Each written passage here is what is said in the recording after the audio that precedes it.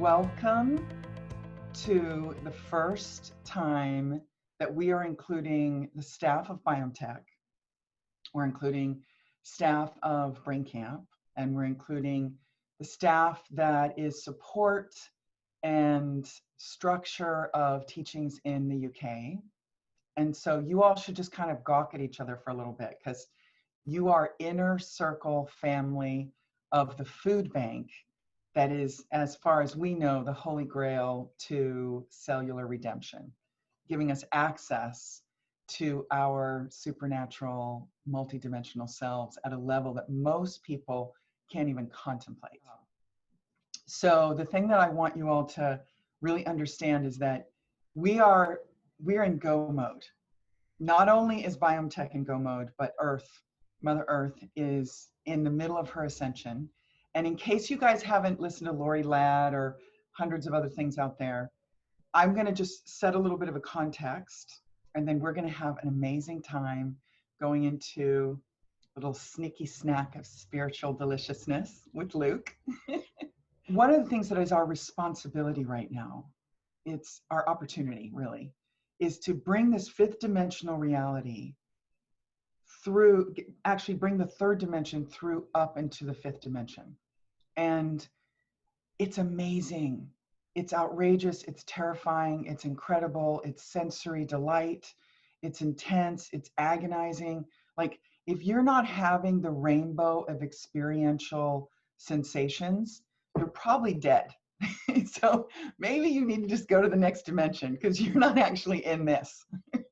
So the thing that I want to be really clear about is sometimes these feelings are going to be for a second, a minute, a day, a week. However, it's a huge honor. Like, I really want everybody to get that. This is a huge honor that we're in a physical form at this time.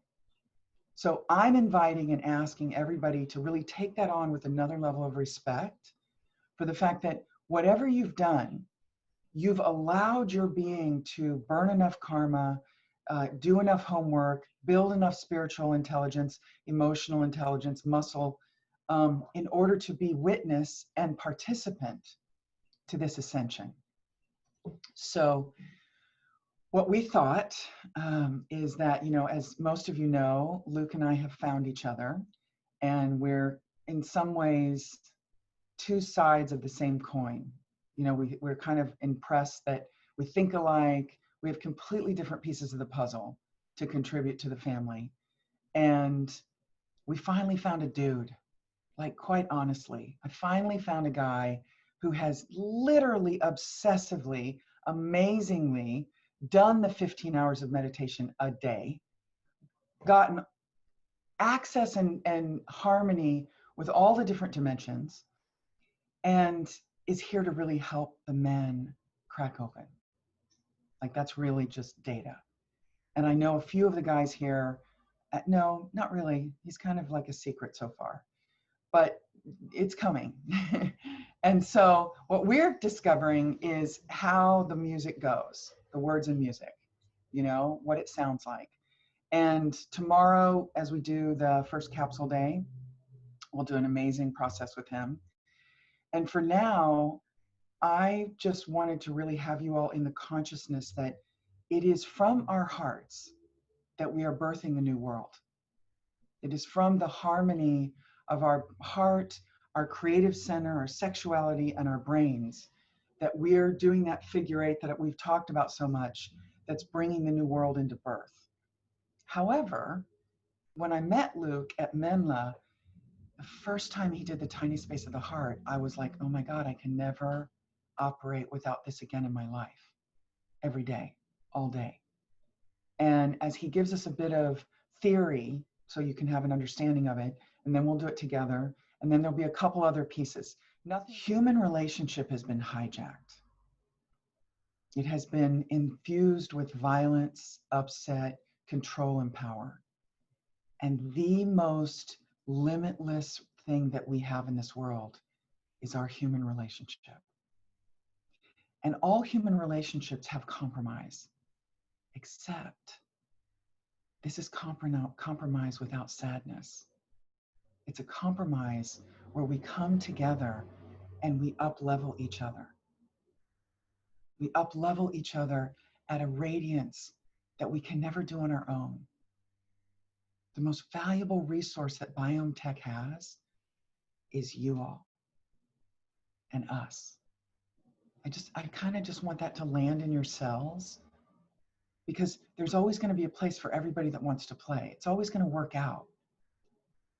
And what we're in the process of doing is extracting the control, the manipulation, the devastation, the agony. And as Love Nation, we are the only ones with a food bank that I know of. We're the only ones with the congruency of having access to our DNA bioresonance chamber, and that together, even now, we start up-leveling all of our symphony of DNA that's non-physical. I think you guys can feel it already. Can you just give me a little head shake? How we're starting to, remember, look at each other. I'm going to stop in a minute. Just really resonate. All these gorgeous people have given their time, their energy, and their resources to be in this family, to be in this tribe. And that's what the next decade is about, is who's your tribe? Notice how there's certain people that have popped in that you haven't talked to in 5 years. And then other people who you thought you'd be talking to the whole time and you haven't even talked to them once in the lockdown. Let it happen. Don't fight it. So that's what I want to we are in the process of redefining, invigorating, and designing what relationship really looks like. And the human one is the resource that's irreplaceable. So I'm going to share one of my intimate relationships and radiant relationships with you now, with Luke, as he starts to educate and we start to go in this direction. So thank you all. Love you. Thank you, Angel, for those kind words. And you guys can hear me okay? Perfect. It's really an honor for me to be here with all of you, and really a humbling experience that I don't take lightly. So, and tapping into your energies and that in my meditation this morning to just align and see what's necessary here today is just really want to thank all of you from the bottom of my heart for all of the work that you've been doing, and really, and what Angel's filled me in with a lot of you in that. But it's just really, really, really amazing to see the level of authenticity and integrity and the group of people that are here just feeling you energetically. And I really look forward to getting to know you on a deeper level here in the human form. And if there's anything of these offerings and that I've had the pleasure and privilege of being introduced to over the last 15 years or so that you feel fit and aligned with you, then that's wonderful. It's here to be of service in any way possible. But with all things, use discernment. So I'm not here to tell you how you should think or how you should feel, just here to offer some techniques and possible ways of looking at things that may assist and allow you to live your life in that state of bliss in the moment, not focusing so much on the future or the past, and tools to allow us to really have that consequence. And I just want to again thank you, Angel. It's one of my teachers, a Tibetan Lama years ago, said to me, if you ever come across a feminine energy in this lifetime that is powerful and masterful, drop everything you're doing and learn from that person. So it's kind of been it's a really coming of ages for me, and just what I've been able to learn from you so far, and looking forward to the whole collective here. So what we're looking to do here today is introduce you to a way of meditation that yields a return on your investment of time very quickly. Because of the way we're living in the Western world now, and the average attention span of a human being being about 7 seconds, it can be very difficult for us to, and really not likely with the busy lives that we lead and having to provide for ourselves and our families, to be able to spend 3, 4, 5, 6 hours in a state of complete connectedness, in nature, meditating in that. I mean, eventually I think we can walk around in our daily life and be in that state of connectedness, which you all have been working so hard towards. This technique of moving the spirit from the brain into the heart. If we go back over the last, the millennium, there's been great individuals and human beings on this planet who have been able to commit their lives to working something 10, 12, 14 hours a day, typically these yogis in the East and that, and the consequence of that work is that they would eventually arrive in this place. And this place that they would arrive, we call the tiny space of the heart. There's a book called the Upanishads. It's an ancient text out of India that speaks to this sacred place, that this source of creation, this tiny place within the heart. And it's a very real place. And friends of mine that are doctors and heart surgeons and that speak about that there's a place that they actually won't even cut into the heart, and nobody really understands why. There's a doctor in Montreal who's a friend that has proven that there's these 40,000 neurites that exist within the heart that function at a higher frequency than the neurons in the brain.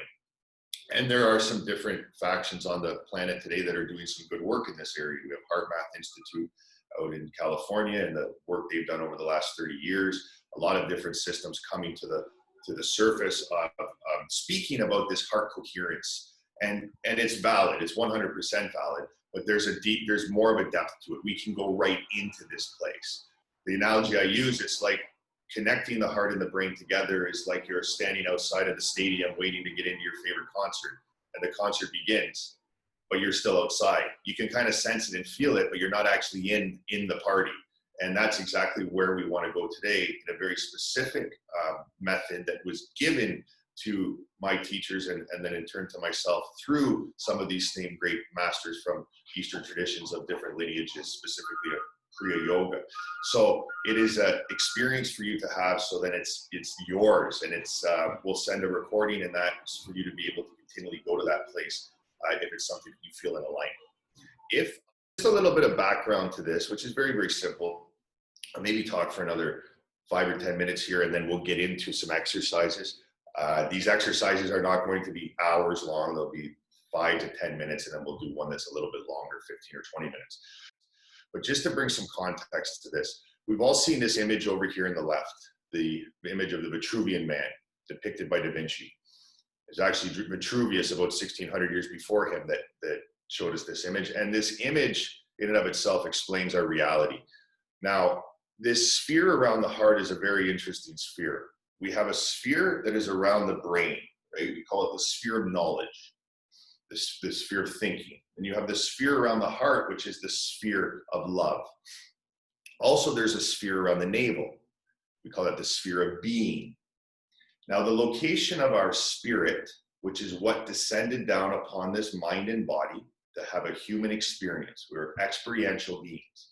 So you as spirit, that speck of sparkling light that is really you, that is behind the identities, right? The identities that we've created as an extension of our ego. We come onto the planet at 100% pure energy. In the first 6 or 7 years, we are our essence, pure love. Just look into a child's eyes. It's very evident there. During that period of time, we're being conditioned. And somewhere in and around 7, 8, 9, 10, 11 years of age, that there's been enough conditioning that the subconscious starts to run on its own, and these belief patterns and traumas are running our lives, unbeknownst to most of us. And the ego is formed, also known as the survival mechanism. We have identities that flourish from the ego. We're a certain way with this group of people. We're a little bit of a different person with this group of people. We've all had this in our life. Our commitment is to just be in that one identity, ideally. Now, each identity needs to fight to maintain its own existence by its nature, because the ego is unaware that anything other than itself exists, and the identities are an extension of the ego supported by intellect. A doctor becomes a doctor because they thought it would be a good idea to go to medical school, right? Their intellect, the logic, and they now create that identity, and the intellect supports it. Now that intellect functions like a double-edged sword. It can cut through butter like a hot knife. It could also decapitate you. So these identities that are fighting to maintain their own existence is what we're experiencing on the planet today, where we cannot meet as one people about anything. It's an impossibility. We can come together and we can try, but it's so long as we're part of our own social groups, our own religious groups, our own family groups, we're coming together, we just cannot meet as one. So it's not until we can actually have a vantage point to see that the identities and the physical reality that we have created to survive in this world is not mostly what we are. And if we had the luxury of sitting up in the mountains in the Himalayas and being born into a lineage of mystics or heavy meditators and been learning this from a very young age, then it would be something that would be embodied into our life. It's like the Kogi tribe that are up in the Sierra Nevada mountains that I've worked with extensively. They're the mamos, the masters. When they're born into that culture, the child stays in darkness for the first 9 years, no light of day, so that they can navigate and see the reality in a completely different way. We obviously don't have that luxury, nor would we necessarily want it. Now, when we're looking at these three spheres, the sphere of the brain, the heart, and the navel. The navel is where essentially we are going as a humanity. People are talking about, 5D expression and fourth dimension, all these different things. All we really need to understand is this state of beingness. Would it not be a beautiful planet to live on if all of the adults were in that state of beingness, like a 4-year-old kicking leaves around in a forest, but with the intellect of an adult? Literally, it would be, the harmony. And that's where we're going to. The thing about it is, because of the conditioning of our brains, it's very difficult for us adults, if not possible, to get there. So the heart is a bridge in. Now, when our spirits descended down on this mind and body to have this experience, our spirit is in one of these three spheres. There are sometimes when it's outside of the body, but it's a little bit different. As so long it's in the sphere of the brain, which functions in polarity, duality, I hate you, I love you, I hate you, I love you, I hate you, I love you, happiness, sadness, this roller coaster ride of excitement and suffering that we have all come to know to be the experience of our lives here embodied within the human vessel. Doesn't matter how much work we do, if your spirit is still in this place, you are still going to be governed by this. We also will fall, I don't want to say victim, but we'll fall into this trap of what we call brain creation. So when the spirit is inside of the brain, whatever it is we're focusing on creating, by nature, we are also creating the complementary opposite of it, which typically will come back and bite us in the ass when we least expect it. So we want to move the spirit out of the field of the brain. And these spheres function like hurricanes. Our spirit's way out in the peripheral where we don't know what's going on, right? So we want to move from the brain down inside of the body into what we call these tiny space of the heart. And that's exactly what we're going to do here today, which in the past would take years and years and years and years, decades of extensive practice to eventually arrive here in a natural way. Because the great masters that have learned these techniques and practiced so vigilantly to pave the way for us and love us so much, they've given us a way that gets us there like that, literally in minutes. Now, just to give you a bit of a background on the way we're going to be breathing through this meditation, you have over 20,000 chakras. Chakras are nothing more than junction points.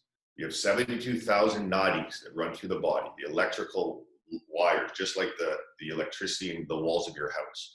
And where they connect into one another is a chakra. It's like like a box when you're doing electrical work, a junction point there. And the chakras express themselves through the glandular system and furthermore through the organs. So this is how that energy is coming out. In the main breathing tube, which is, if you see right here on to the right, which is this image of the same image, right? The Vitruvian Man just redone.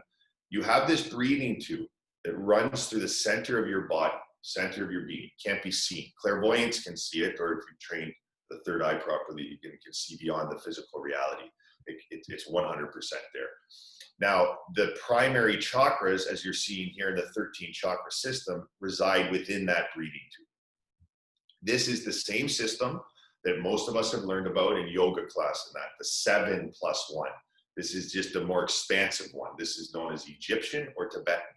The interesting thing is, in the ancient teachings and techniques from around the world, they teach about 95% of it, except they don't teach the real diamond there. It's hidden in secrecy, because this has been the way in which these practices have evolved on this planet, that you have to show up in a way consistently and learn directly from a teacher, master in that, or guru kind of sense in the past, which is all deteriorated now, right? This is not a time for us to be looking for a guru or God outside of ourselves. What it is for us to go within and explore the inner world, literally like you're searching for a needle in a haystack, and that needle is God.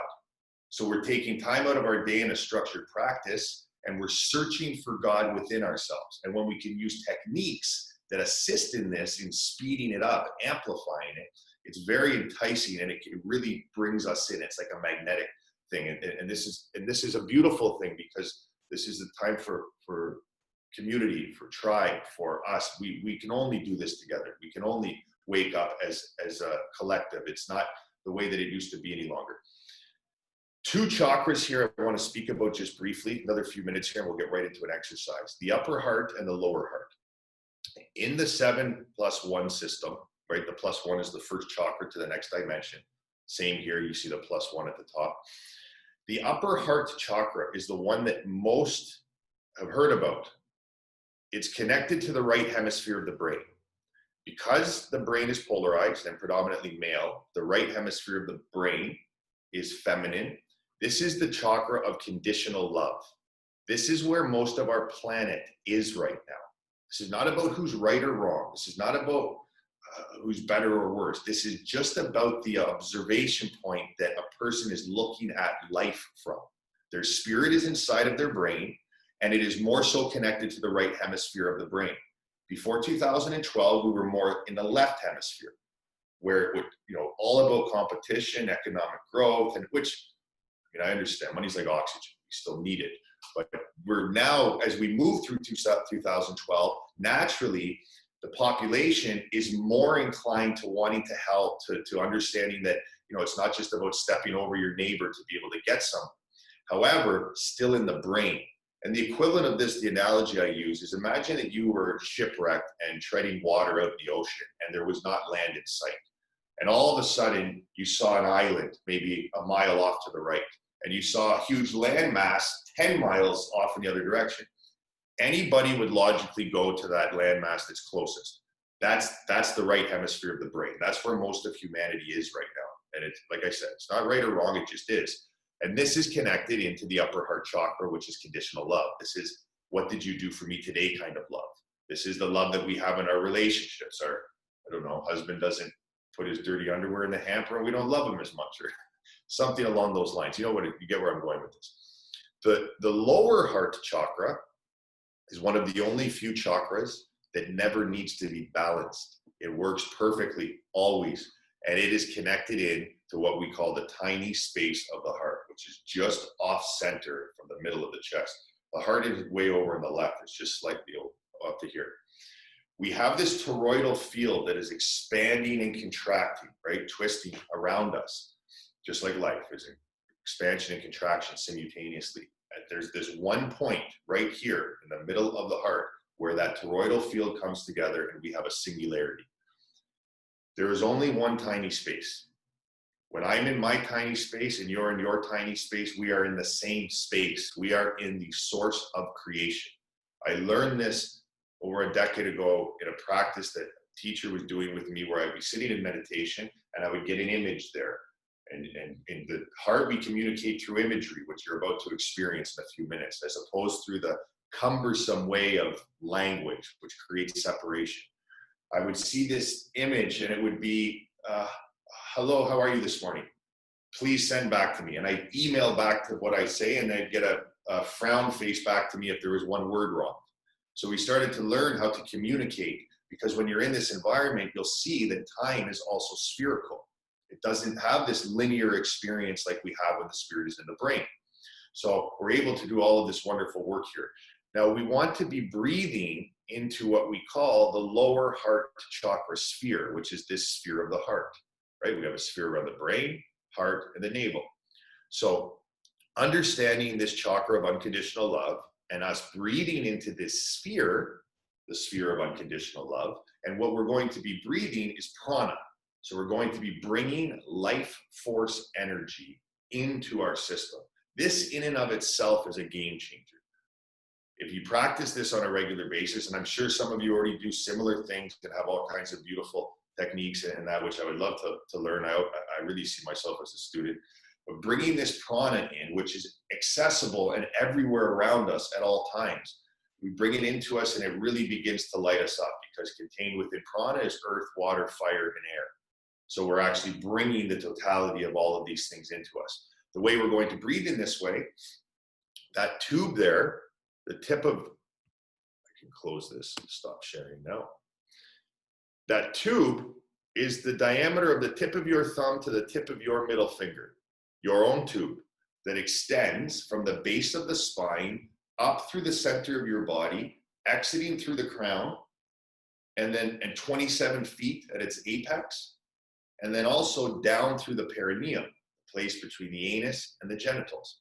When we breathe through this breathing tube into the center of the lower heart chakra sphere, which I'll guide you through the whole experience, very simple, we're bringing the diaphragmatic breathing. So the diaphragm is expanding and contracting, the mouth is closed, and ideally, you place the tongue to the roof of your mouth if you possibly can. Now, the tongue is a muscle, so I know that this can be uncomfortable. The reason for this, though, if you can do it, it's good. If you can't do it, that's also okay. The main thing is for you to experience this in a place of comfort today. At 512 cells, the first thing to form in the womb is the human heart. Before you were anything else, you were a human heart. Second thing is the tongue. The heart sits in this mediastinum sac, connects up into the tongue. When the tongue is to the roof of the mouth, the heart is making love to the brain. The brain is predominantly masculine, the heart is predominantly female. When this is happening, the roles are reversing. When we learn how to create from the heart, which at some point I'm sure something we'll do, which is creating void of polarity. It's a very interesting thing. Not only that, it bypasses the electricity of your thoughts. In more advanced practice that we work with, we put the tongue up behind the uvula, right into the nasal pharynx, and we connect into this chakra called Bindu, and this nectar from God drips down into the stomach to mix up. It's very, very interesting. But placing the tongue to the roof of the mouth also does something very interesting. It connects the 2 meridians that are outside of your body. You have 10 inside of the body, 2 outside. You have conception, which runs off the clitoris or the head of the penis, up through the tongue, and when the tongue is up, connects into governor, which runs down the spine, to the base of the spine. So you have this beautiful energy moving like this. For me, when I was a professional athlete before, and horribly unhealthy in my brain and that, and womanizing and all these things. This was one of the most beautiful techniques that instantly allowed me to learn how my sexual energy was just flooding everywhere. But it keeps you in this state of being inside, even though going about your day. So in fact, the tongue should always be up when you're not speaking. It's like a magnet, right? Just to the roof of the mouth. So for the sake of the meditation here, if you can put the tongue to the roof of the mouth, that would be ideal, but not mandatory. So again, we're talking about breathing. The mouth is closed. We're inhaling and exhaling through the nose, the same in length. And it's very, very simple. When we inhale, we're going to bring prana from above and below through the breathing tube. And at maximal inhalation, they meet there in the center of the chest, the lower heart chakra sphere. And when we exhale, we fill the sphere here with prana, this beautiful golden light coming into us. So we inhale. We just keep doing that, and I'll be guided. And that's really all you're focusing on through the whole exercise and meditation of what we're doing. I'm going to guide you through the rest of it. Breathing in that way, if you find your mind wandering, you can bring your attention back to your breath. Very, very simple stuff. Now, the multiverse resides within you, literally. Hermes said this: as above, so below. As above, so below. What's up there is inside of you. He also said, as within, so without. What he meant by that is that we need to go within and live from this place. When we're looking out here and trying to take the experience in, we're living in contraction. We're living in fear. It's an illusion. It's a twisting consciousness. When we move in first, and in a defined practice that we commit to on a daily basis, and eventually we're in this place always as we walk around and have interactions with people, we are flourishing from the inside out. We are in a state of expansion. We are living from a place of love. It's like one of the great masters I've worked with, Yogananda, says, when looking at the old projector in the movie theater, it's not about what's on the screen that we have to figure out. We have to figure out where the light is coming from. And that's exactly the exploration into ourselves that we are committing to here in the practical application of this. First thing, we're going to see your body as though it's this big, beautiful house. Or it could be a church, a monastery, an ashram, whatever you feel. I'll typically suggests it's a house, and it's reaching way, way up to the heavens. So you're massive in size. I know intellectually this is very hard for us to wrap our heads around. If you could even see as though your head is touching the sun, your shoulders are touching the horizon. It's like you can reach down and touch a distant landscape. And your spirit's in the top floor, in the room of the brain, in the pineal chakra. We're going to move down inside of the body. We're going to use a beautiful Tibetan method, which is a golden spiral staircase down to the center of the chest. It is a very masculine way to go into the heart. There are multiple ways to move your spirit from the brain into the heart. This one works well for everybody. However, for one of the ladies, and even for the gentlemen, if you find that we go into this exercise and I'm like, begin to breathe rhythmically and you're launched, just let that happen, because your own higher self is who is governing and guiding your experience. We have a soul, the soul that we are all connected to, which holds the memory since the inception of time. Very difficult for us to have fathom what the extensiveness of that is. But that's where the information is held. The spirit, which is what is there inside of that physical, sophisticated piece of technology. We need to remember that this mind and body is a sophisticated piece of technology. Like how many things it's doing right now as I'm speaking to you is unfathomable, right? It's such a beautiful thing to be able to be in this, what we call rental or whatever it is. Although my own body doesn't really like when I call it that. It'd be like calling my own wife my rental. You're just here for a little bit to help me out a bit. So my body's recently started telling me, he's like, I don't like that word. Come up with something different. Anyways, the spirit descended down, right? And its location dictates the way in which we see. You then also have a higher self. Your higher self is your direct connection to God. Really, it is your purest source of guidance and information. And really, our commitment as human beings here on this planet, spirit in body, having a human experience, not the other way around, is to work in a way where we are infused with our higher self. Typically needs to happen in a meditation within the tiny space of the heart initially to get familiar in this relationship, and then eventually to be able to be walking on this planet as the higher self, which is a very, very interesting thing. The example I use with the higher self is like the human ego is this tanker ship, like the oil tanker ships or cargo ships going from the east to the west, bringing goods and products in that. That's the human ego. The captain of the ship is human willpower, which is stronger than the human ego, which we're beginning to see on this planet, which is very, very beautiful. And then up in the sky is a plane flying around that sees much further in all directions, has an understanding of every experience you've had in your life and why you've had it. And we call that the pilot. That's the higher self. When the pilot and the captain are in sync with one another, the ship goes where you want it to go. When they're not in sync, it goes wherever it wants to go. So your soul holds the memory.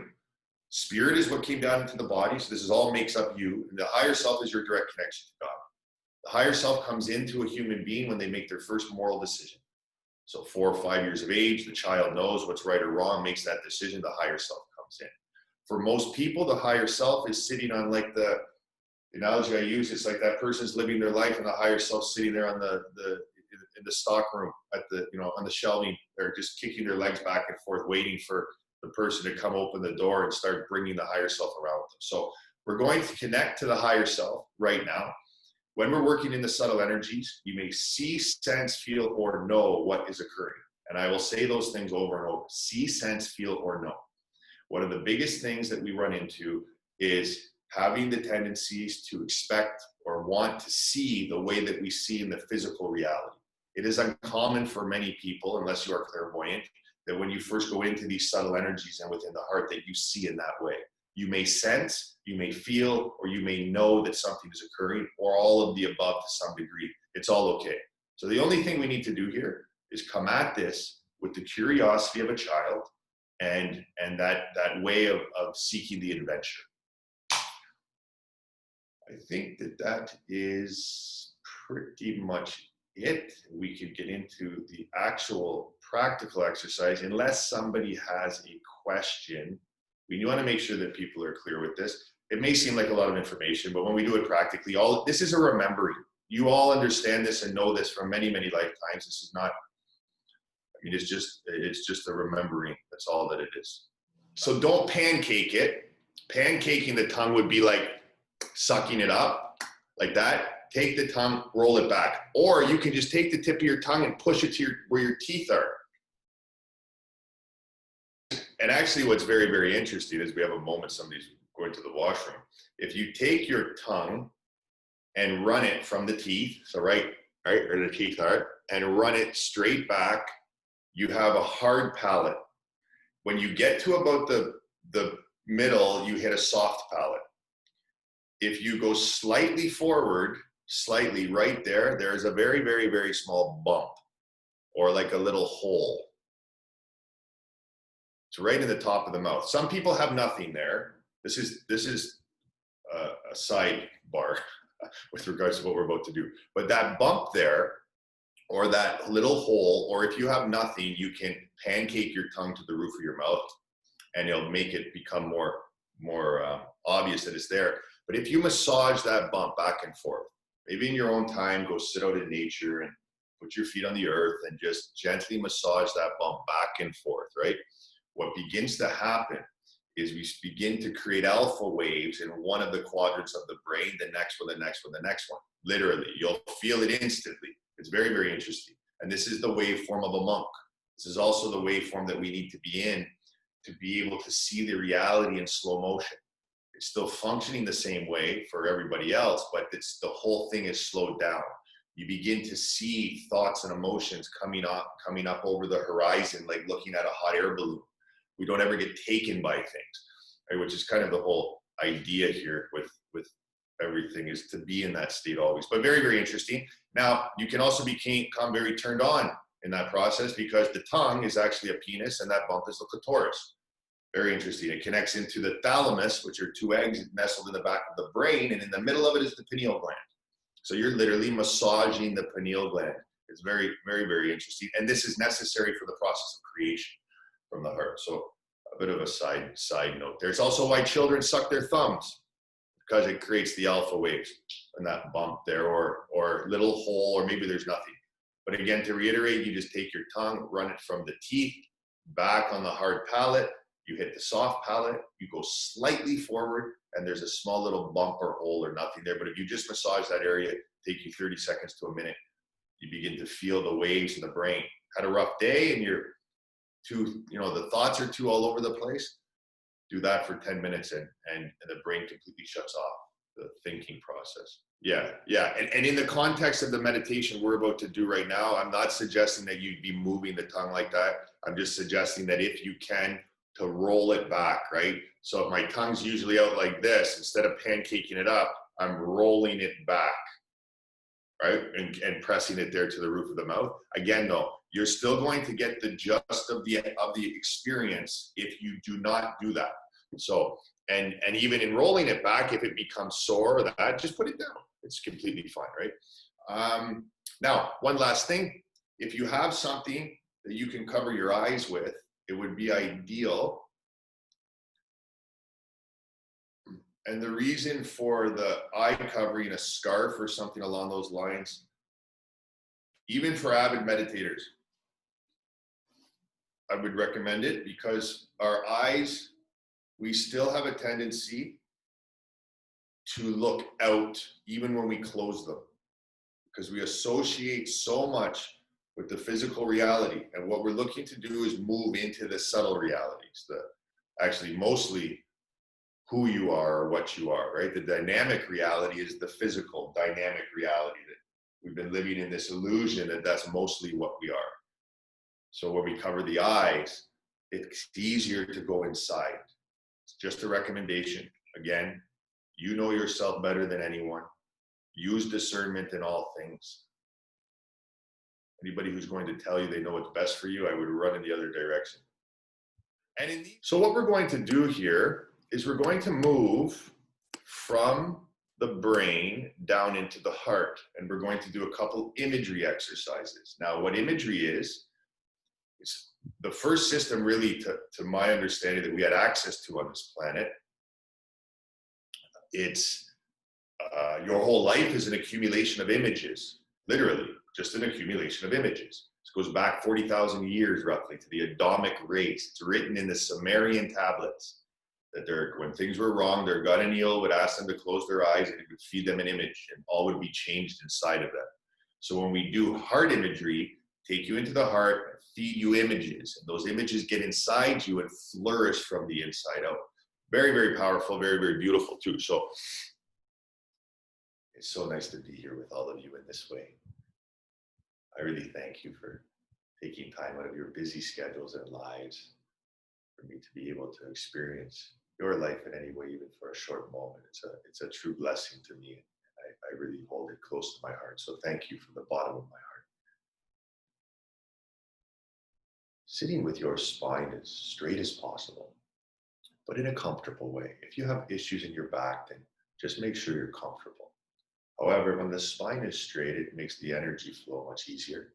It is the most important energy circuit of the body. And it can help to slightly tuck your chin into your throat to again allow the energy to move much easier. These are just suggestions. And relax your eyebrows, your shoulders, and your hips. Bring your attention there to the eyebrow region, the face, and just completely let them relax. The ears, the face, everything completely relax. And the shoulders. Allow the shoulders to completely drop down and relax, and also the hips.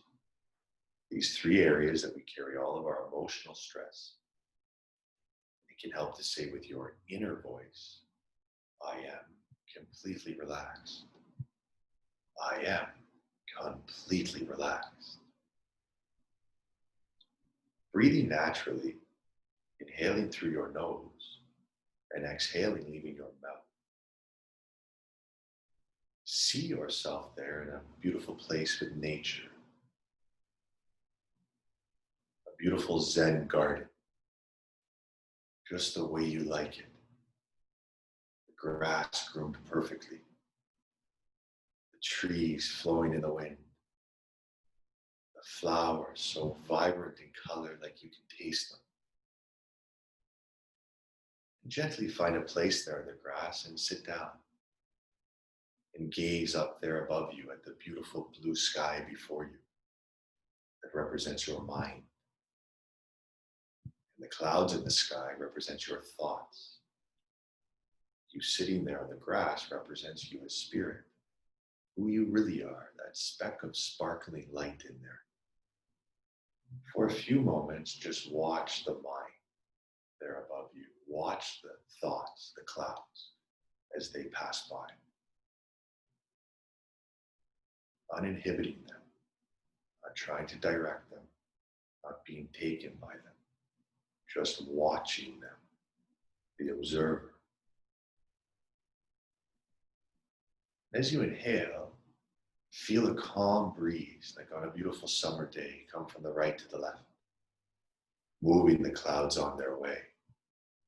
Thoughts dissolving out of your field of view as sure as they came about, they go on their way. If you would just let them, just watching. As you inhale, a calm breeze comes from the right to the left, and more thoughts go on their way. More clouds dissolving into the universe. Moving closer to your center, the eye of the storm. With one last inhalation, a final gust of wind comes, and the last remnants of thoughts. Clouds dissolve. There before you, a beautiful blue sky, crystal clear. The mind is quiet and still. You are there in the seat of your awareness. The observer. And breathing naturally, inhaling through your nose and exhaling, leaving your mouth. Inhale a vibrant white light, an angelic energy. Let it come into you, moving counterclockwise through you. And as you exhale, a white mist, it helps to say with your inner voice, all of my problems, worries, and fears are leaving me now. Or all of my physical pain, or whatever it is you're working on. As you inhale and an angelic, vibrant light of God comes into you. A hurricane of cleansing energy moving through you, picking up any and all unwanted energies. And as you exhale a white mist, all of my problems, worries, and fears are leaving me now.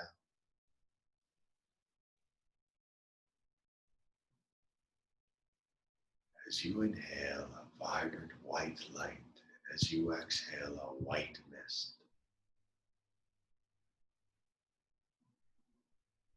and begin to breathe rhythmically. Your mouth is closed. If possible, place your tongue to the roof of the mouth, but again, it's not mandatory. Inhale and exhale through the nose, the same in length. And if possible, be aware of the lower heart chakra sphere as shown in the image and the breathing tube. And we empty our lungs completely, more, and we begin by inhaling, feeling the diaphragm expand, and we bring prana from above and below through the breathing tube. And they meet there at maximal inhalation, lower heart chakra sphere. And we exhale to fill the heart sphere with pure prana, chi, shakti, ether, all one and the same. Breathing at your own cadence, your own tempo, following along to my voice. As you inhale, bring prana from above and below through the breathing tube, your breathing tube, into the center of the lower heart chakra sphere. And upon exhalation, fill your heart sphere with pure prana, pure life force. This beautiful golden energy coming into you. As you inhale, bring the masculine energy from above, down through your crown, the feminine energy from below, up through your perineum. And these two energies meet there in the center of the lower heart chakra sphere, a dance of oneness. You exhale to expand this beautiful energy to fill your heart even further. It holds an infinite amount. And continue to breathe in this way throughout the exercise. If you find your mind wandering, bring your attention back to your breath. See your body there as though represented as a big, beautiful house, reaching way up into the heavens. You are massive in size. Hermes said, as above, so below. The house decorated just the way you like it. The interior, the paint, wallpaper, the furniture, the exterior too. Body is massive in size, and there you are, the real you. Speck of sparkling light on the top floor in the room of the brain. Remember to breathe rhythmically, exhaling from the center of your heart. You're there, that speck of sparkling light that is you on the top floor in the room of the brain. Feel the brain. Don't be taken by it, if possible. Just be there, where resides all of your identity, your intellect, your happiness, your sadness, your successes, your failures. All here. Just watch, just be there. Breathing rhythmically from above and below, exhaling from the center of your heart. Feel the brain. Feel like you're in a cave, damp, dark, cold, isolated. Or it could feel expansive. It's your experience and it's perfect. Your eyes, your ears, and the back of your skull are light years off in their respectful distances. And without thinking, for it will only interfere, gently move there to the middle of the brain. And there's a beautiful golden spiral staircase there. Don't think. Let's begin our descent down within ourselves. Begin by leaving the brain. You can use the inner voice. I'm leaving the brain and moving to the heart. It works very well, or you just feel it, but we begin to descend down step by step, moving within your very being, passing the level of the eyes, the nose, moving through the mouth, the throat, your Be able to feel the energy becoming lighter, gently down there to the middle of the chest.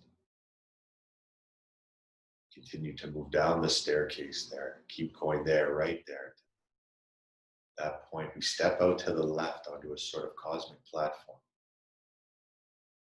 Keep moving. For those of you keep going, keep moving. Beautiful. There before you is your beautiful heart. Just for a moment, feel the beautiful energy of this magnificent feminine energy, our salvation, really. The inner kingdom, the sanctuary, the source of creation. You may feel like you're looking way off at Saturn, sensing that or knowing. You as spirit can move anywhere. Gently move there, and there's a door, an entry point into your heart. Don't think. Open the door and step in. Go.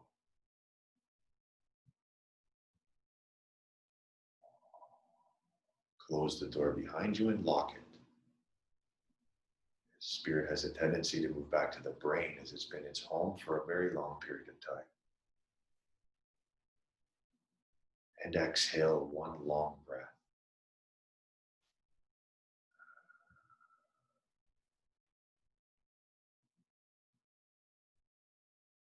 Feel the heart in comparison to the brain. It is undeniable. Even if only just for a moment you feel the difference, the sweetness, the softness. You may be anywhere in this expansive environment. Feel the heart in comparison to the brain. Feel the 7 energies of the heart: love, truth, beauty, trust, harmony, peace, and reverence for God, our creator or spirit, however it is that you speak. These energies then are you, your true nature. Breathing rhythmically from above and below, exhaling from the center of your heart. Invoke your higher self. Literally say with your inner voice, higher self, please come down before me now. And he, she, or they will arrive instantly. They may appear the way in which you've known them to be before or in a new form. It could be people, animals, writing on a wall, a feeling, a knowing. Take a moment here. Be with the highest expression of you. This is your purest source of guidance and information. This is you. Take a moment with this part of yourself. Remember to breathe.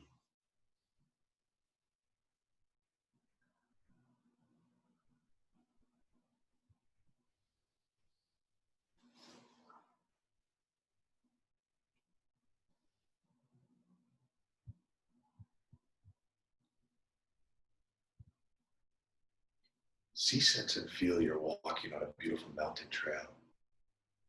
Feel the earth beneath your feet, the sun blazing down upon you. There up ahead of you on the trail is a big giant boulder, a rock blocking the trail. As you move towards it, see and sense that you in fact can step into the rock and move through it. Do this now.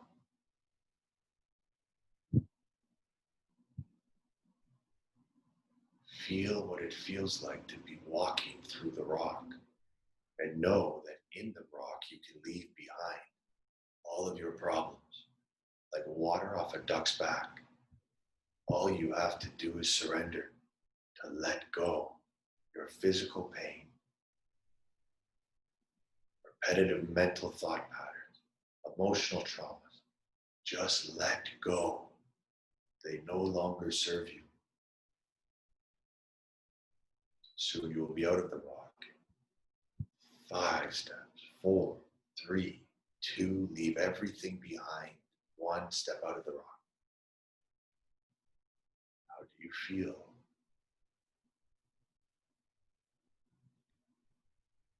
Exhale 1 time.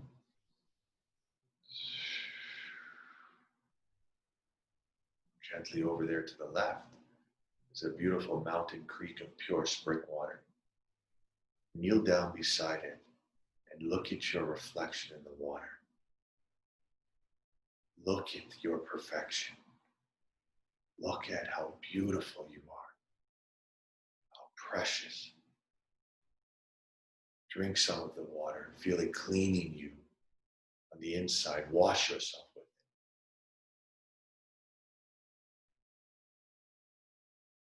Gently exhale one long breath.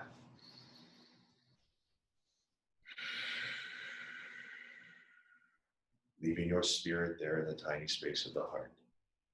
When you feel that this exercise is complete for you, gently feel your body, begin to remove your eyewear, open your eyes. So let's go. We're going to go directly into one more exercise that will move a little bit quicker, as you'll see. So you can see again, if maybe you felt like you didn't go into the heart the first time, the biggest thing that I want all of you to really just be focused on here today is knowing the difference between being in the brain and being in the heart. You can feel like you're in both places at once, which is common in the early stages because the spirit's literally going back and forth quickly like this. With practice of going there in a meditation or that, you'll be there always. And some of you have already been in there and slipped in there or living from that place, I can see just by virtue and nature of your own experiences, which can happen, right? So, but if we have a way to be able to always check and know, it really, really helps us because where you're creating your life from, the location of your spirit defines how your creation unfolds. And we do not want to be creating from the brain because we create the complementary opposite. We see it, what's happening right now on this planet, right? So, perfect.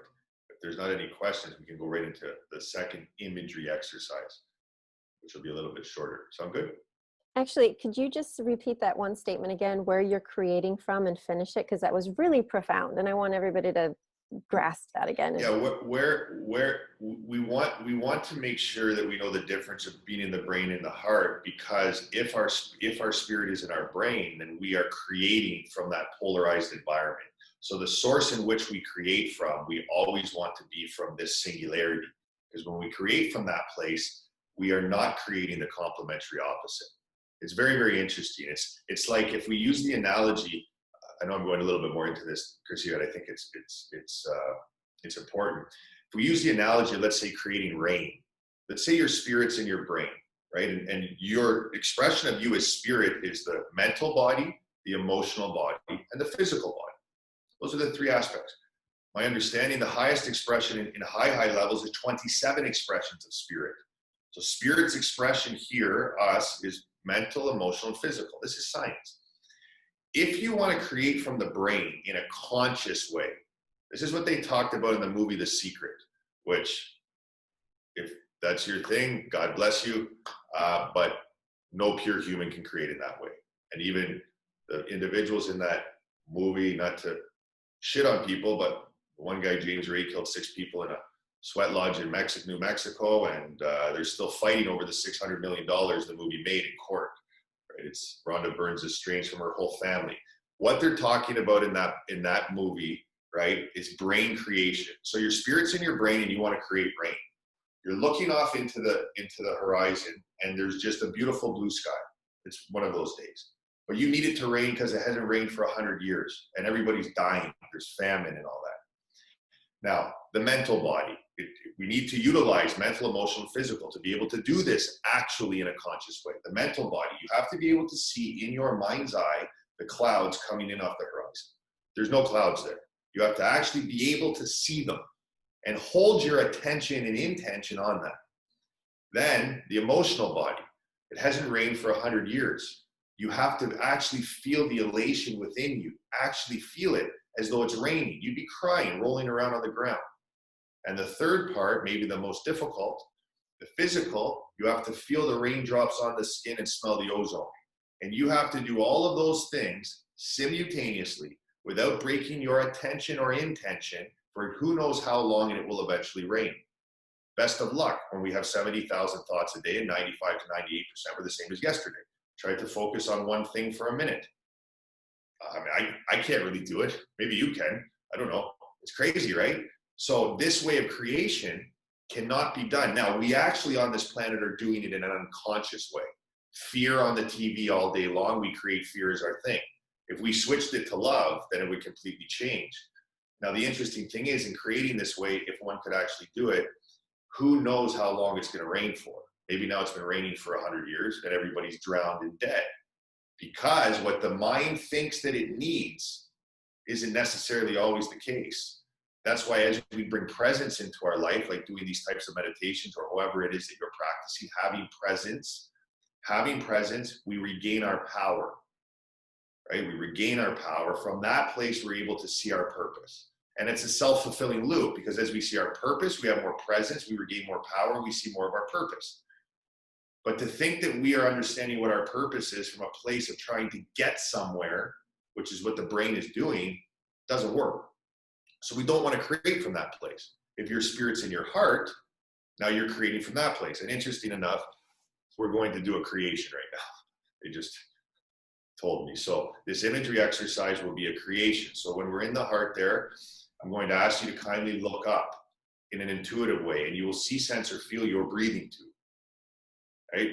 Now, when we're there in the heart, any images, once we set the tone for them to come, any images whatsoever, you might see, sense, feel, or know they're there. If you feel good about them, you see a picture of a horse, let it flow through you and let it go up, like letting go of a hot air balloon or a balloon. Just let it go up, and it'll travel up the tunnel of the breathing tube to the 13th chakra, and then will then be carried out into your Leonardo sphere, which is where all of life is experienced. The masters show us. It'd be hard for us to intellectually understand that.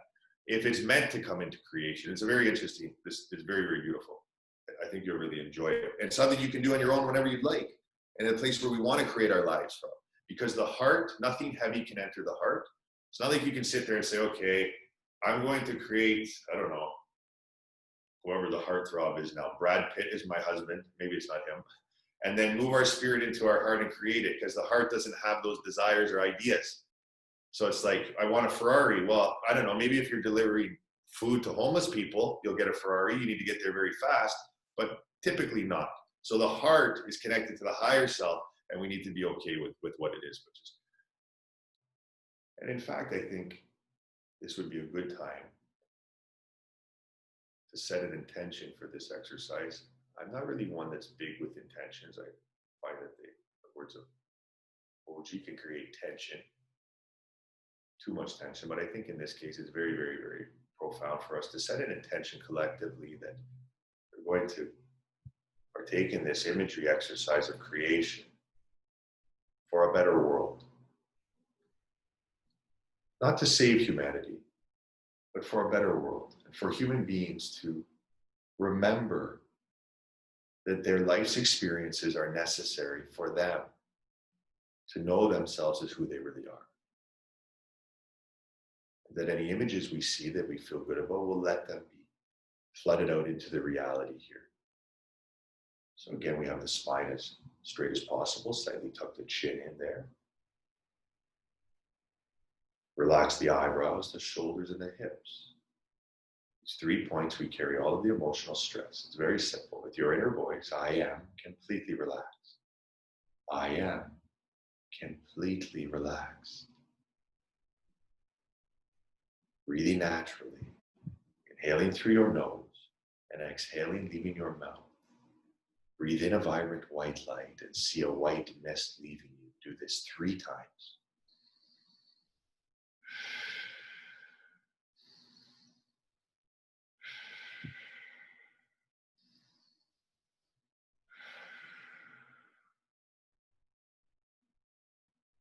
Begin to breathe rhythmically. The mouth is closed, tongue placed to the roof of the mouth if possible. Inhale and exhale through the nose, the same in light. Be aware of the lower heart chakra sphere and the breathing tube. And as you inhale, bring prana from above and below through your breathing tube into the center of the lower heart chakra sphere. And exhale prana from the center of your heart sphere. Feeling this beautiful energy come into you. As you inhale, bring prana from above and below to the center of your precious heart. and exhale prana from the center of your heart. Keep breathing in this way. This is a very masculine way, I suggested, right? Seeing the breathing tube and the sphere. So for the ladies, or even maybe some of the gentlemen, maybe working more in a feeling way where you feel the energy coming from above and below. Same thing, without having to picture the breathing tube and heart sphere. So as you inhale, bring prana from above, down through the crown, and from below up through the perineum. Feel these two energies meet there. A dance of oneness there in the heart that we exhale to fill the heart sphere with more prana. Breathing this way throughout the short exercise.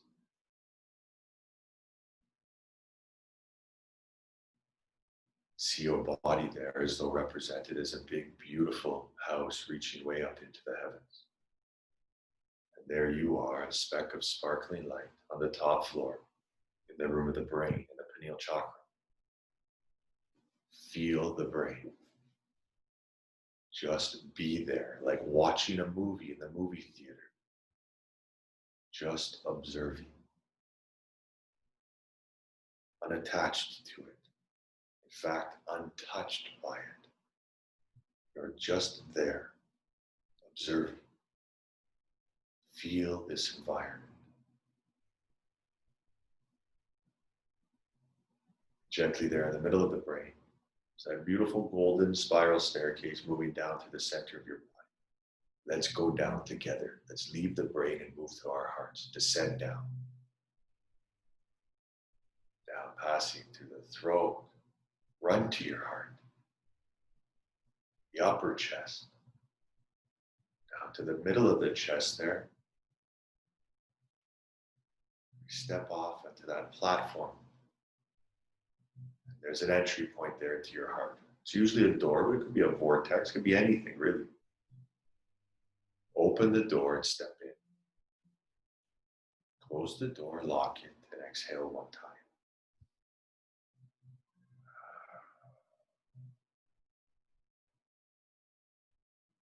Feel the heart in comparison to the brain. If it feels difficult to be there, that's okay. This is where the traumas are stored. So it can feel a little bit uncomfortable for a few people. Feel the heart in comparison to the brain. Focus on your breath. All of your awareness and attention on your breath coming from above and below and exhaling from the center of your heart. Feel the heart. Explore this inner world for a moment or so. You may be anywhere, in a different planet. You can be flying. Dolphins. Your experience.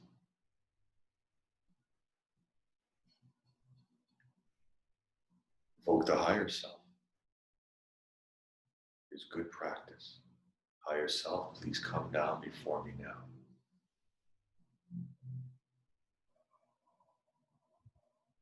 See, sense, and feel your higher self right there in front of you, facing in the same direction you are. All of us together.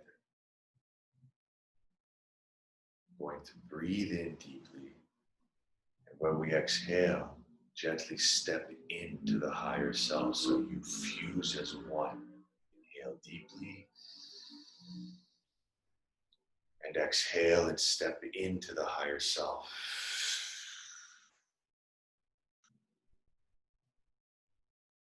Feel yourself as the higher self, one and the same.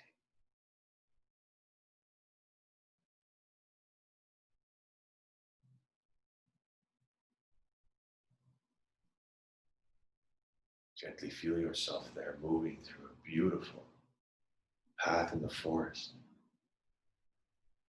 It's dark all around you. You can feel your intuition to navigate it. Up there, way ahead, there's a light. Move towards it. It's a sort of clearing. All of us together coming out of different paths. See all of us coming together in this clearing. We all stand together. Feel the energy of the person to your right and to your left. There's also some celestial beings here with us. And gently hold hands with the energy, the beam to the right and to the left. Left palm up and your right palm down. Breathing rhythmically from above and below. Exhaling from the center of your heart. Feel unconditional love for Mother Earth, for Father Son, and for your own self all at once, simultaneously. Breathing rhythmically from above and below, exhaling from the center of your heart. Feel unconditional love for Mother Earth, Father Son, for your own self simultaneously. You can even say, I love you, Mother Earth, I love you, Father Son, and I love you in your own name.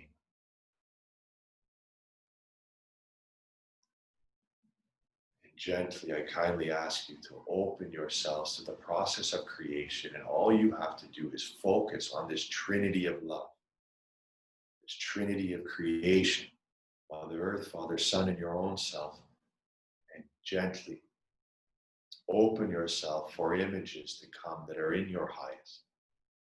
And if you see one that feels good to you, let it go, let it come into you and go up there through the crown, up through the breathing tube to the 13th chakra. Anything that comes that you feel good about, let it go. All you do is focus on love, unconditional. Your divine Father, your divine Mother, and your own self, while breathing rhythmically.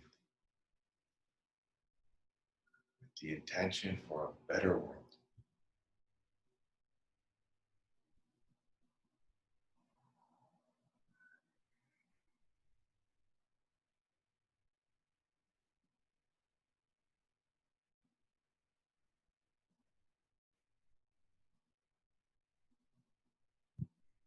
Feel the beautiful energy moving amongst us. It is so profound. And so it began, so it is. Gently exhale one long breath.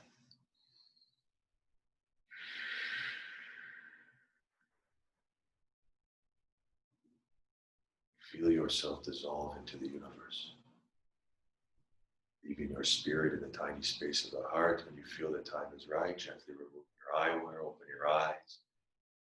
If you feel the need, if you've got images there, you might feel the need to write a few things down if you have a padded paper. Even if it's things that you don't understand. I mean, I don't know, you see a pineapple or something.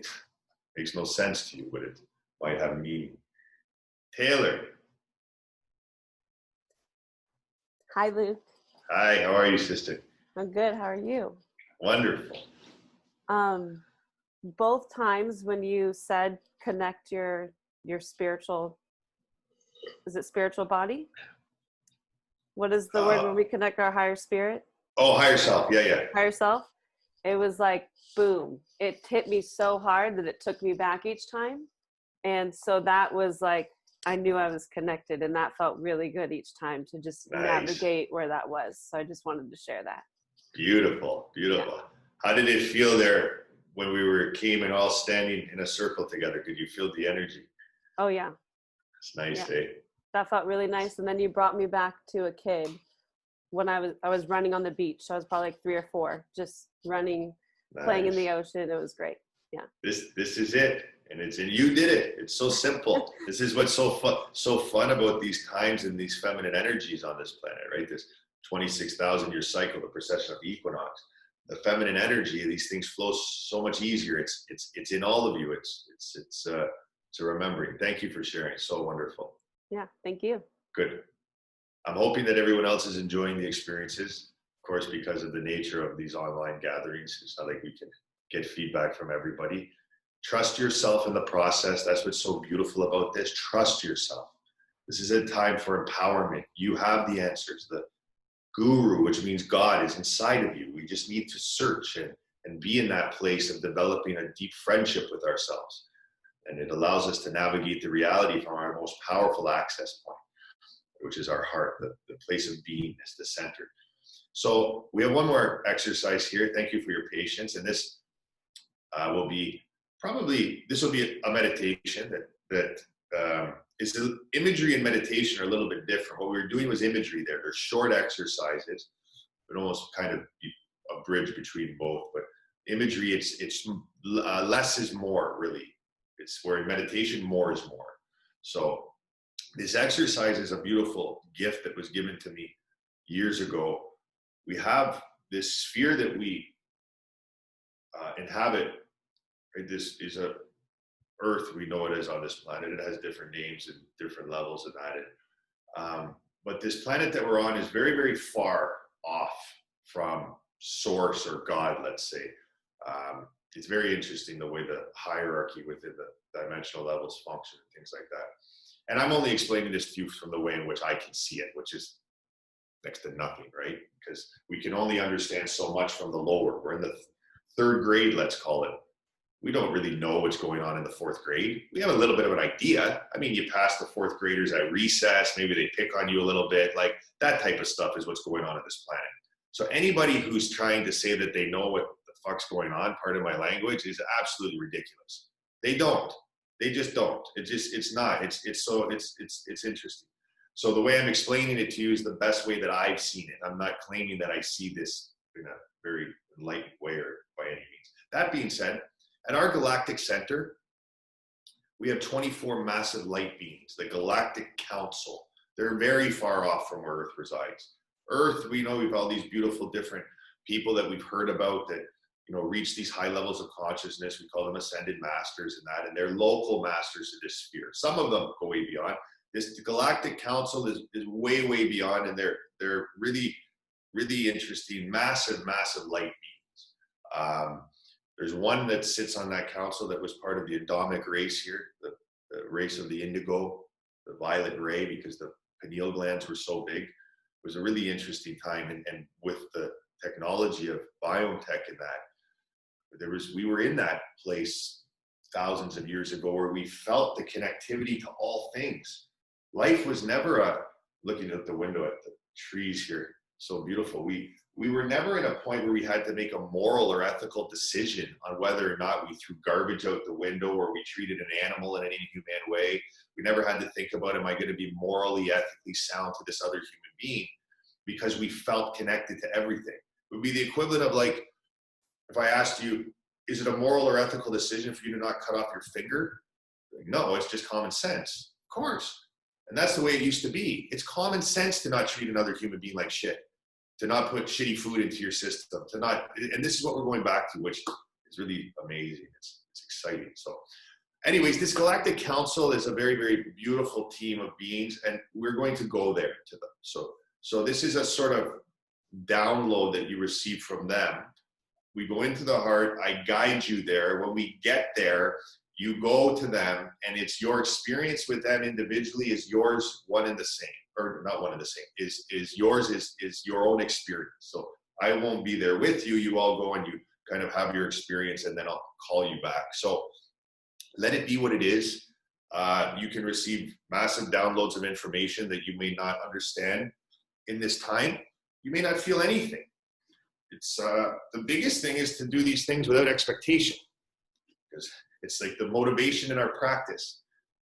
Come to learn this is, if your motivation in your daily practice is to try to get somewhere, you're never going to get there. It's like Rumi said, what you seek is seeking you. If your motivation and inspiration is to discover the realness of who you are, to discover God is within you, and to be the best human being you can possibly be, then it goes very, very beautifully. So maybe a tip for how your practice may be functioning or not functioning, if it doesn't feel like you're there bathing in the light of God, which is really what we're looking for. And again, I'm not referring to God in biblical sense. It could be Allah, whoever you look at as God, just that it resides within you. So we will get into this last, and I will record. This really helps clean too, this meditation, your mental, emotional, physical bodies. And we'll be right on time, because I think we were supposed to go to 2, at least when it was handed over to me. So hopefully here we go. Again, keep the spine as straight as possible. And relax the eyebrows, the shoulders, and the hips. I am completely relaxed. I am completely relaxed. Using the inner voice and the subtle energies works very beautifully.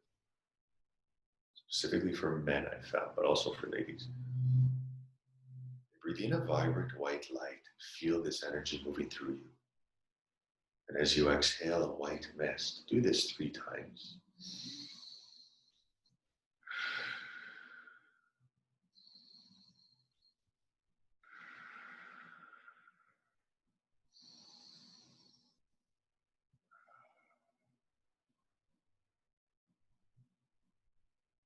And begin to breathe rhythmically. Mouth is closed, tongue up if possible. Inhaling and exhaling through the nose, the same in length. Be aware of the lower heart chakra sphere and the breathing tube if possible. As you inhale, bring prana from above and below to the center of the lower heart chakra sphere. And upon exhalation, fill your heart sphere with pure life force. You've been breathing prana now for a while in these exercises. You're filled with it. You can feel it. It's beautiful, powerful energy, subtle energy also, gentle. As you inhale, bring prana from above and below to the center of your heart sphere. And exhale prana to fill the sphere further and breathe in this way throughout the meditation. In your inner vision, see yourself there in a place with nature that you know and love and find beautiful. A place that when you are there, life makes sense to you. Peace is upon you. Feel your intimate connection to Mother Earth. She is your divine mother. She's given you everything, including your body, and loves you in a way that is difficult for human beings to comprehend. A boundless love. A love that knows no boundaries, never asking for anything in return. Just loving you, her child. We are in her womb. Feel her. Hear the birds singing the sweet melody of nature. Breathe in the clean, fresh air. Know that that beautiful landscape before you is a mirror of the beauty that is you. That is you that you're looking at. Feel this beautiful connection to Mother Earth and feel it opening your heart.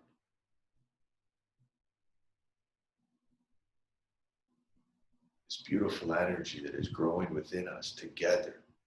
We are going to send our love from our hearts down to the heart of Mother Earth and wait for her to send her love back to us. She will every time. Literally see the energy leaving your body. 1, 2, inhale deeply. 3.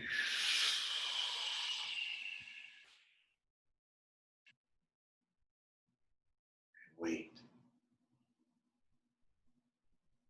As you feel her love come up into you, allow it to move wherever it wants to. She knows what she's doing.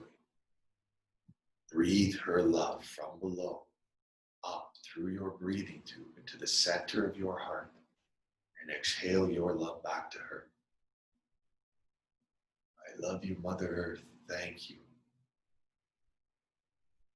Breathe her love from below up into your heart and exhale your love back to her. Feel your breath become one. Your hearts become one.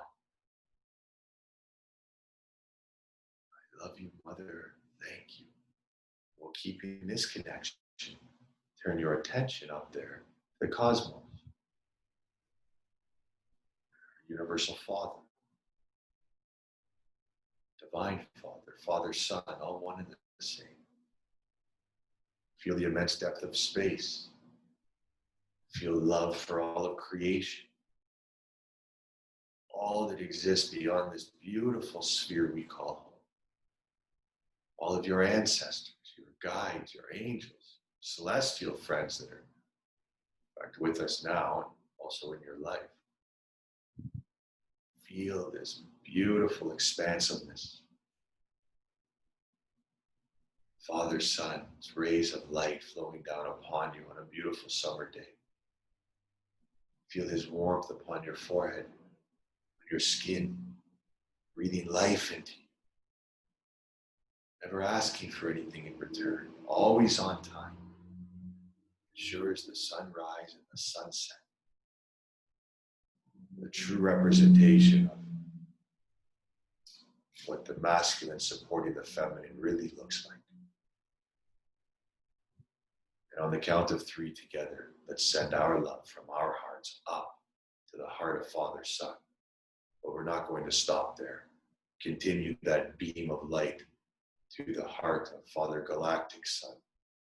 Massive ball of energy there. The galactic center. 1, 2, inhale deeply. 3.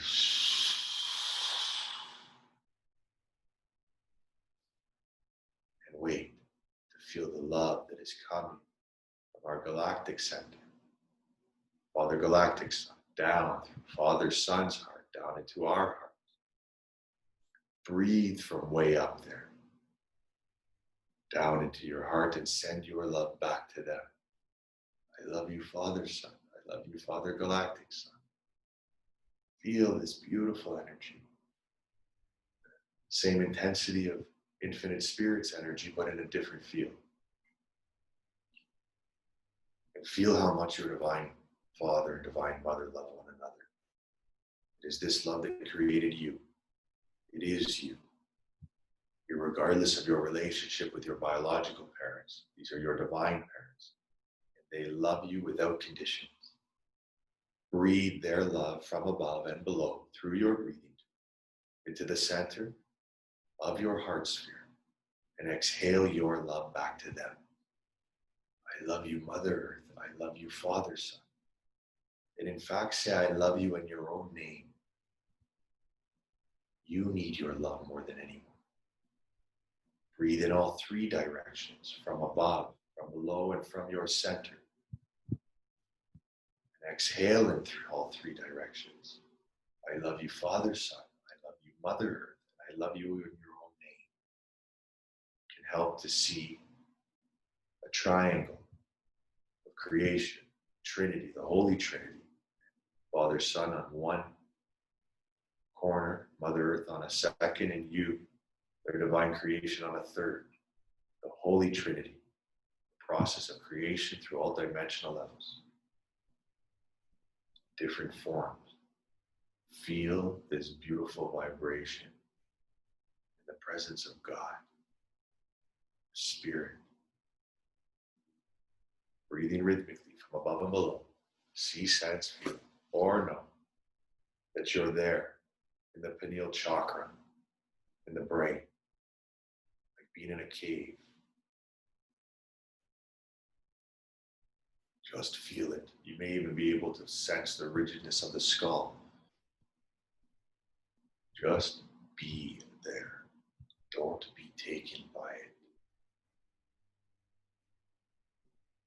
Feel it. We move there to the middle of the brain in that beautiful golden spiral staircase. Let's go. Descend down. Step by step, move within yourself. Gently moving down, passing through the throat, the upper chest, down there to the middle of the chest. Step out to the left.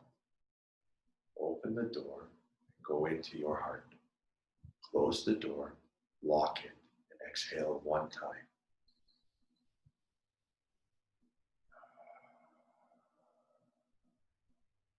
Feel the heart in comparison to the brain. Again, the sweetness, softness, even if only just for a moment, it's okay. Evoke the higher self. You don't feel them already there present.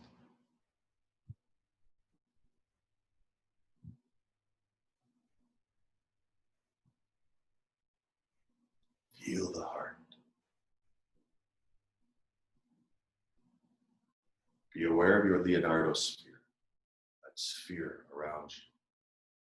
Breathing rhythmically from above and below, exhaling from your heart, focusing on your breath. Be aware of the Leonardo sphere. Be aware of your five senses: sight, hearing, smell, taste, and touch. And place them on the surface of your sphere, heightening your senses and awareness.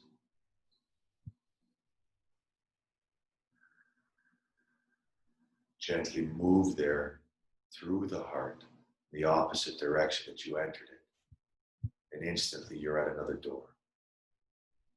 Step out of that door. Close the door.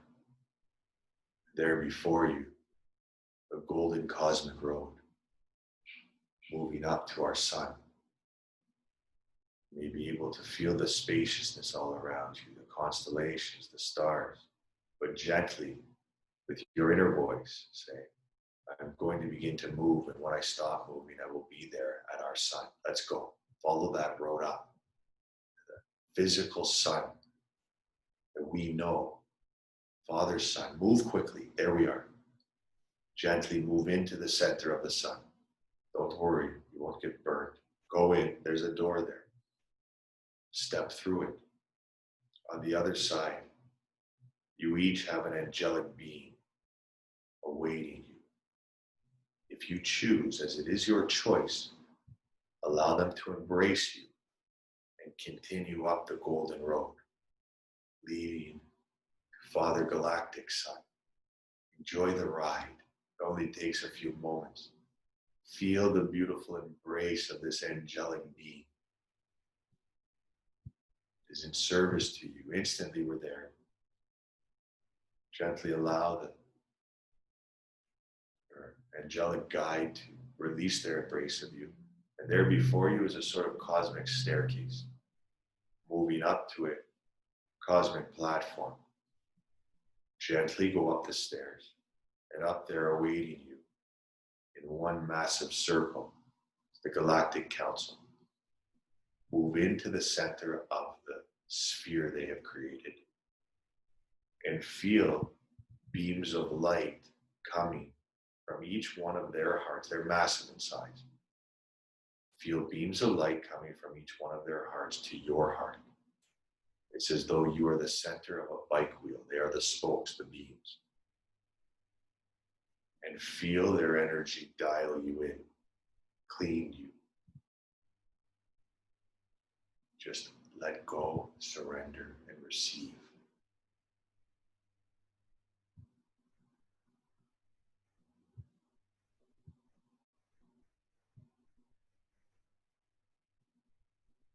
Remember to breathe.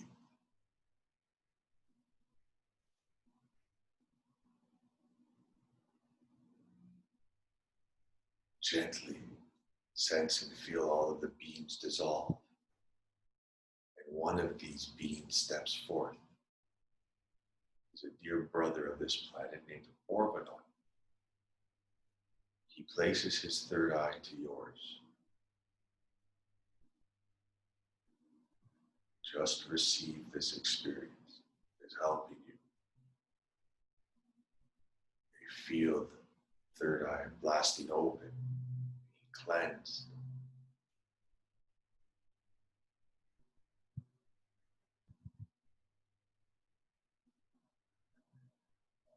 So it began, so it is. It's time to move back now. Come back down. Leave their presence, that love that they have for you and for this planet. Gently move down the stairs. There awaiting you is the angelic being, your guide.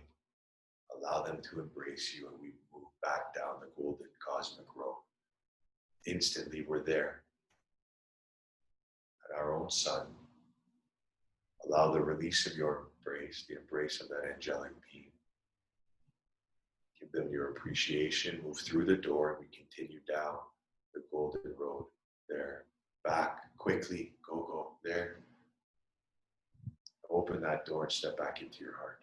Lock it. And in fact, you've been in your heart the whole time. Breathing rhythmically from above and below. Exhaling from the center of your heart. Feel your energy, and to help in balancing your energy, gently see your body as though it is an empty vessel, an empty container. Now, if possible, gently cross the eyes in. Don't strain them and look up towards the third eye if you can. If it's too difficult, that's fine. However, as you inhale rhythmically, see, sense, and feel that you are breathing in through your third eye. And that prana, a vibrant, beautiful golden light, is coming into you, beginning to fill you from the bottom up, the feet there. So with each inhalation through the third eye, you're filling with more golden prana, filling you up like filling a cup with water, but we're filling you with golden light. Keep breathing through the third eye, fill almost half full, keep coming up. More, more, more. As the prana passes and fills up into the head, see the crown open. And prana is now also showering out of you, showering back upon you in a spherical way. So it's very interesting. You're breathing prana through the third eye. You're filled with golden prana, and it is showering out of you and upon you, so you're cleaning from the inside and the outside. See, sense, and feel that your physical, mental, and emotional bodies are a pure, vibrant, radiant gold. All of you is clean, are filled with life force. Gently exhale one time. Leaving your spirit in your heart. Gently remove your mask, keeping your eyes closed. Gently remove your mask and begin to rub your hands together. Just gentle, back and forth. See, sense, and feel that there's a golden light emanating within you and out of you. Pull the hands apart a few inches. Feel the prana flowing between your palm chakras. Maybe a warmth, a heat, electricity, or nothing. Breathing prana for a while. Rub it together again. And take your hands down, place them on your face. For the ladies, if you have makeup, an inch away is fine to not mess things up. And this golden energy is coming into your complexion, cleaning you. Bring the hands around to the head, cleaning both hemispheres of the brain further. Back around to the neck, the shoulders. See this golden light emanating from your palms down to the chest, the lungs, the heart, the digestive area, the liver, the pancreas, the gallbladder, down to the hormone area, the knees, back up around to the hips and the kidneys there on the back. And gently wipe the arms off to give this energy to Mother Earth so she can repurpose it, like wiping water off your arms after swimming or something. And when you feel that this is complete, gently open your eyes. Really beautiful meditation, some experiences that I hope you really enjoyed the offerings. They are offerings that if you feel them in alignment, I suggest this heart meditation, knowing the difference between having your spirit in your brain and your heart, will help you immensely. And it is said that one being meditating in the tiny space of the heart affects 750,000 people.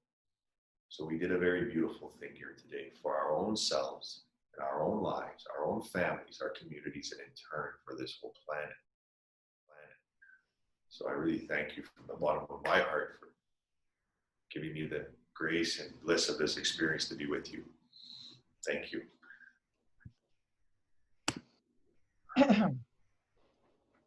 Awesome sauce. Come on, you guys. Can we have some thumbs up for some delightful light that we just got to? Let's just look at everybody, Luke. Yeah, pretty nectarous. So we felt like this would be a really good, sneaky snack, spiritual juice And what I want to share with you guys is that I think Luke and I met in February, and I started doing these kind of things. And I know you all have commented that I look pretty radiant. I don't know about today, but a lot. And I will tell you, it's a direct correlation between doing this stuff. And what I understand about this family is that everybody's hungry for the juice, and the juice is inside of you. And we just found the fastest can opener on earth because Luke loves things that like time and, result are the shortest that I found in the different things that we share with you. So as I started this with a little request, I think it might be interesting, and Sharon and Luke and I and everyone will decide, maybe we get together again in like a month, because it's very important that the inner circle start having this harmonic. So I just want you all to think for a second, if the business is running from this, if all the weekend gatherings that we're doing is running with this, if everything I'm doing in every orchestration is operating all of us connecting from the tiny space of the heart. By the way, how cool was it, and some of you may felt it or not, when we were all together holding hands? Like thumbs up for anybody who because I know everyone misses each other a little, you miss hugs, you miss like touch of your friends and your loved ones.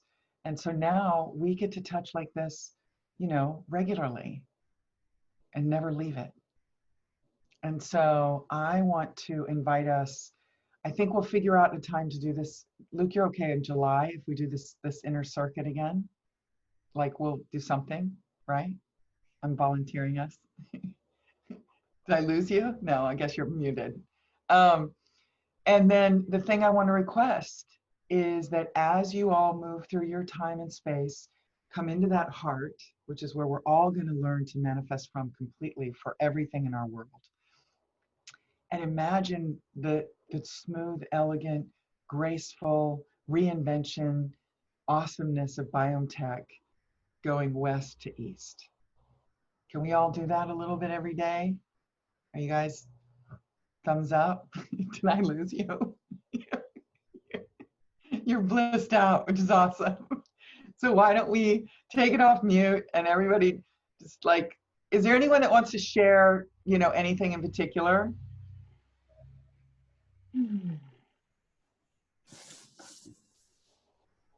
Are you glad we did this? Yes. Okay. This was yummy. Thank you. I know, really? It was really good, Luke. I was like flooded with past life memories on that second. It was incredible. It was Good insane. stuff. Yeah. Really cool. Beautiful. Yeah. Anyone else?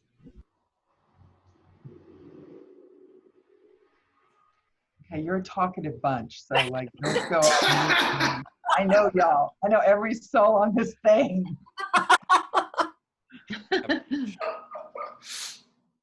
I'll just say that I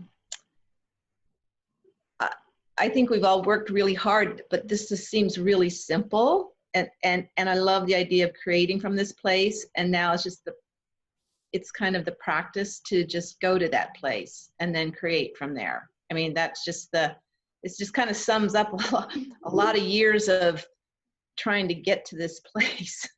So I really like, you have a very authentic approach, Luke, and thank you. I really appreciate. Yeah, it's I won't have to say too much more, but we've been on many journeys to get to this place. So this is the easiest so far. Thank you, Angel, and everybody else. I love you all. So that's. Okay, y'all good? I have a question quickly. Yeah, go ahead. Answer the question. Luke, have you ever heard of something called the Genisa crystal before? Genisa crystal, I have not. I won't go into detail now, but I just feel that I'm supposed to connect with you about that, that it's significant. So Okay, Janice, can I? Yeah, let's for sure, brother. We'll do all that. We'll do all that. That's fine. So, does anyone else want to share anything that they would like to share before we sign off? Yes. Like to Seven. I don't know if I can talk. Can you hear me? Yes, we can. Oh, okay. Thank you, Luke and Angel, for doing that. It was and for the rest of the team supporting that to make it happen technically, because it was just really beautiful. Yeah, it was really beautiful, and thank you. It felt like a really sacred space to be in. And I don't know, Luke, I just really sensed your kindness in how you led us. I really loved it, because I so often beat myself up for not doing it right or not getting it exactly right, and your kindness just liberated me to have the experience I could have. And also the way you spoke just cleared up so many things that have sat in my consciousness for ages that I thought, I don't understand this. Everyone is saying the opposite. So for instance, when you talked about creating from here and not that when spirit's in heart and not brain, years ago when The Secret came out, I was meditating on that and I was shown an image, and it was as if I was being told it was like a river. And suddenly I could see all these people speeding around on speedboats, and I was being asked to just throw myself into the river and surrender to the flow of the river. But there were all these people having like amazing parties on the water and getting speedboats and everything. And what I was shown was, that's the secret. They're basically jerking off and creating what they want to create, which is speedboats. But you're being asked to just surrender to the flow of the river and let create. But I could never make that make sense, because anyway, when you spoke and said today, it was like, oh my gosh, that makes sense now. And it just brought so much peace and clarity. And there were other things as well. And I'm just, thank you. It was so profound. I really loved it. Thank you. And I'll send This is how we clap, everybody. Yeah. I think Chrissy or Angel will share if you felt that this pathway in works, a 15-minute professionally recorded meditation taking you just through that. And the idea is not to have to be sitting listening to me guide you every day. Listen for a few days and then you go on your own, right? For the ladies, just one last thing with this is that, that staircase down, you may find, typically it happens more in feminine bodies, where because the way you work with imagery, the images just change. So you may find that you feel that you're in the brain and boom, you're just in the heart. It's completely fine. Just trust yourself, and you'll find that you're there always too, right? It's just not like we want to be here always. So good. Thank you for sharing. I'm glad you enjoyed it. It's what it did to me when I learned a lot of this stuff too. Completely just made so much sense. So thank you. Luke, if you want to email me that professionally recorded one, and then I can share it with everybody, that would be lovely. That would be lovely to have this recording, because this was really, really wonderful. Oh yeah, don't worry. You guys will get all this. Good. Linda, what were you going to say? Oh, hello. So when we were breathing in the prana, I felt the need of breathing in every single chakra going up, and it felt amazing. And then the heart was expanding. The lower heart chakra was expanding so much, and I'm lying in bed, and I swear it feels like the whole thing was vibrating. I'm so high right now. I don't want to go back. And I was crying, and I was in ecstasy. It was so good. Thank you. This is a lot of fun, and I just really am honored that you guys welcome me in that. It's I just really, really thank you so much. This is so precious for me. So look forward to seeing everyone soon, and we'll see each other in the tiny space of the heart.